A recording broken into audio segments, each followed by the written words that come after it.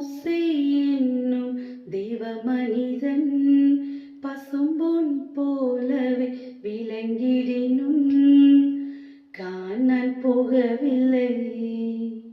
அவன் காணான் போகவில்லை. நீயும் உன்னையே தெய்வ பிள்ளையே நிற்கிறதாகவே எண்ணுகிறாயோ?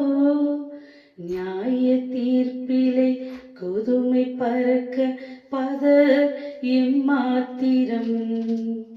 நியாய தீர்ப்பிலே கோதுமை பறக்க பதர் எம்மாத்திரம்.